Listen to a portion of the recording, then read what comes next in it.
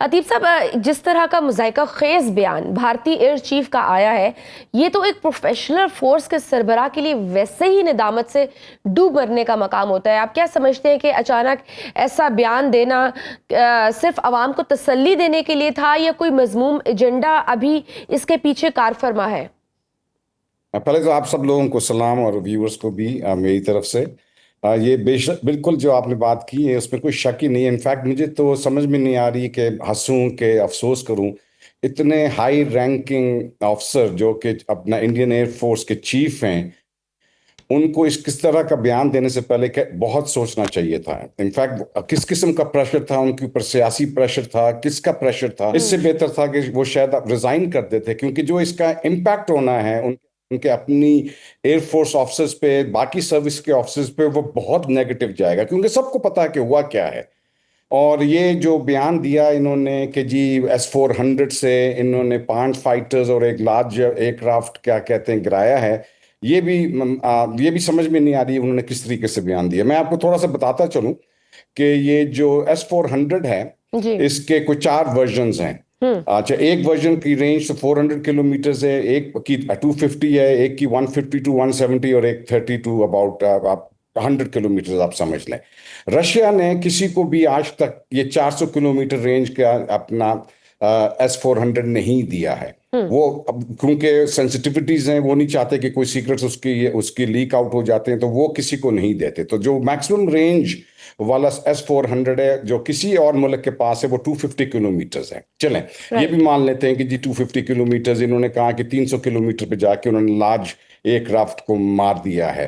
ایک چیز اور سوچنے کی بات ہے کہ جب انہوں نے یہ کانٹریکٹ کیا تھا S-400 کا، تو انہوں نے کوئی 5 بٹالینز لیے، جو 10 ریجیمنٹس بنتے ہیں، 40 لانچرز ٹوٹل، اور ایک 140 ان کے پاس یہ S-400 میزائلز ہیں، یعنی $40 ملین کا ایک میزائل۔ اور اس میں جو بتانے والی بات یہ ہے کہ آج 3 مہینے سے اوپر ہو گئے ہوئے ہیں، انہوں نے کوئی اس قسم کا کلیم نہیں کیا۔ یہ آپ دیکھیں کہ یہ جو بیٹریز ہوتی ہیں، ریجیمنٹس ہوتے ہیں، بٹالینز ہوتے ہیں، ان کے اپنا ایک ریکارڈنگ سسٹم ہوتا ہے، اسکوپس ہوتے ہیں with in their control room. یہ جو اسکوپس ہیں they are actually connected with the operations, central operations room کے ساتھ کنیکٹڈ ہوتے ہیں، مین جو ان کے آپریشن سینٹرز ہیں ان کے ساتھ کنیکٹ ہوتے ہیں۔ فرض کریں کہ جی انہوں نے یہ کیا کہتے ہیں یہ ڈیٹیکٹ کر بھی لیا، کوئی فائٹر ڈیٹیکٹ کر لیا۔ فائٹر ڈیٹیکٹ کرنے کا مطلب یہ ہے کہ ان کے سکوپ کے اوپر وہ فائٹر آ گیا ہے، اس کے بعد انہوں نے پرمیشن لیا، اس کے بعد within 1 minute they are in a position to launch their missile, انہوں نے میزائل لانچ کر دیا۔ اب جو S-400 کی میزائل کی سپیڈ ہے وہ تقریباً ماک 14 ہے، یعنی تقریباً 4.8 کلومیٹرز پر سیکنڈ، یعنی from at that range the missile should connect after 1 minute۔ ٹھیک ہو گیا۔ یہ سب کا سب جو ہے ریکارڈ ہو رہا ہوتا ہے اسکوپ پہ۔ جو کنٹرولر ہوتا ہے، میزائل کنٹرولر، جو کہ اس کو جو کچھ بولتا ہے اور جو کچھ نظر آ رہا ہوتا ہے اسکوپ پہ، وہ سب کچھ اپنا ریکارڈ ہو رہا ہوتا ہے ریئل ٹائم میں۔ یہاں اس کا مطلب یہ ہوا کہ جہاز نظر آیا، میزائل لانچ ہوا، اور 1 منٹ کے بعد اس میزائل نے جا کے کسی جہاز کو ہٹ کیا، اور اس کے بعد وہ بلپ جو ہے نا وہاں سے اسکوپ سے ختم ہو گیا۔ عتیب صاحب، گزشتہ روز ایئر مارشل عاصم سلیمان ہمارے پروگرام میں تھے، تو انہوں نے بتایا کہ بھارت کو سبق سکھانے کے لیے پاک فضائیہ مکمل تیار ہے اور ہر چیز سٹینڈ بائی پر ہے۔ اس سے قبل DGISPR نے بھی کہا کہ ہم اس بار بھارت میں مشرق سے آغاز کریں گے۔ اس کا مطلب ہے کہ اگر کوئی جارحیت ہوئی تو اس بار بھارت کے اندر دور تک ٹارگٹس پہلے سے تیار ہیں؟ جی بالکل ایسے ہیں۔ دیکھیں آپ کو یہ بتاتا چلوں، یہ جو سٹیٹمنٹ دی ہے DGISPR نے، یہ it is based on are capability. اب آپ کو پتا ہونا چاہیے کہ ہمارے کچھ میزائلز ایسے ہیں جن کی رینج 2900 کلومیٹر سے بھی زیادہ ہیں۔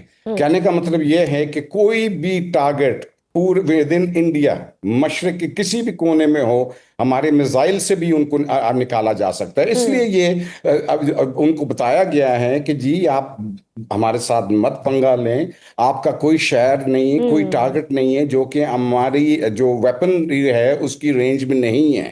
تو یہ ایک چیز ان کو میسج بتا بھی دیا گیا ہے، ان کو پتا بھی ہونا چاہیے، کیونکہ یہ We are ready. We've always been ready. We will always be. We are stand by. ठीक है अतीफ साहब, जिस तरह पाकिस्तान का अमेरिका के साथ अस्करी सतह पर ताल्लुक बढ़ रहा है, क्या हम ये कह सकते हैं कि आने वाले दिनों में अमेरिकी टेक्नोलॉजी के एयरक्राफ्ट्स जैसे F-35 वगैरह या कोई दूसरे त्यारे और मिसाइल पाक फिजाइया के पास आ सकते हैं? बिल्कुल आ सकते हैं, क्यों नहीं आ सकते। इतनी कुर्बत अब आपने देख ही लिया है between the two countries, between the two militaries हो गई हैं। आज फील्ड मार्शल आसिम मुनीर को बहुत क्रेडिट जाता है कि जिस तरीके से उन्होंने ये डिप्लोमेटिक मनूवर किया है और जिस तरीके से उन्होंने अमेरिका को ये कन्विंस कर लिया है कि we are a nation that you can rely on. इसमें बड़ी एक हेनरी किसिंजर की एक बड़ी खूबसूरत स्टेटमेंट है कि diplomacy follows power not pity. It is the successful, not the struggling, that define the terms of engagement. अब पाकिस्तान वो पाकिस्तान नहीं रहा। इस जंग के बाद Pakistan is a different Pakistan. Pakistan क्या कहते हैं, अब पूरी दुनिया में रिस्पेक्ट के साथ देखा जा रहा है। ठीक सर, जिस तरह भारत की अस्करी हार के बाद मौशी नाकामी के बायस उनका अब अपने अंदरूनी मसाइल और मामलात बिगड़ते जा रहे हैं, तो क्या ऐसे में भारत के लिए मुमकिन है कि वो अपनी प्रॉक्सीज को खित्ते की बदअमनी के लिए एक्टिव रख सके, खासकर जब फितरतुल हिंदुस्तान या BLA को तो अब अमेरिका ने भी आलमी दहशतगर्द तंजीम करार दे दिया है? जी बिल्कुल, आपने बिल्कुल, जो मैं यही कहना चाह रहा था कि आज हमारी जो डिप्लोमेटिक मनूवर है, जो हमारी उनके साथ टाइज स्ट्रेटेजिक एंगेजमेंट है, उसकी नतीजे में आपने आज सुन ही लिया है कि BLA को भी टेररिस्ट ऑर्गेनाइजेशन डिक्लेयर कर दिया और विद इन द BLA वो जो मुजाहिद ब्रिगेड है उनको भी क्या कहते हैं ब्लैकलिस्ट कर दिया गया है। तो ये बहुत बड़ी एक अचीवमेंट है। और क्या कहते हैं इसमें इनको बेसिकली जिस वक्त इनको आप टेररिस्ट ऑर्गेनाइजेशन डिक्लेयर कर देते हैं तो फिर इनकी फंडिंग के रिसोर्सेज जो है ना वो ट्रैक होने शुरू हो जाते हैं। इनको जो सपोर्ट करने वाली एजेंसीज हैं वो ट्रैक होना शुरू हो जाती हैं। तो बहुत कुछ वाज़ह होना शुरू हो जाता है और मुझे कोई शक नहीं है कि ये सब कुछ पता चल चुका हुआ है।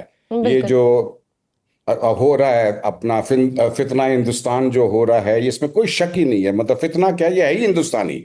ये उनके क्या कहते हैं, उनके पेरोल पे हैं, उनके लिए काम करते हैं और उन्हीं के बिहाफ पे ये जो कुछ बलूचिस्तान में कर रहे हैं और जो बाकी हमारे नॉर्थ वजीरिस्तान में हो रहा है, ये सब उन्हीं के कहने पे, उन्हीं के सपोर्ट से ये सब कुछ हो रहा है। लेकिन इंशाअल्लाह जिस तरीके से सब उम्मीद है कि सबको उम्मीद है कि ये सारी चीजें कंट्रोल में आ जाएंगी। ठीक सर, लास्ट क्वेश्चन। एक तरफ मुआशी ब्लॉक बन रहा है, हम देख रहे हैं चीन, पाकिस्तान, अफगानिस्तान और ईरान राहदारी तजारती मंसूबे में आगे बढ़ रहा है।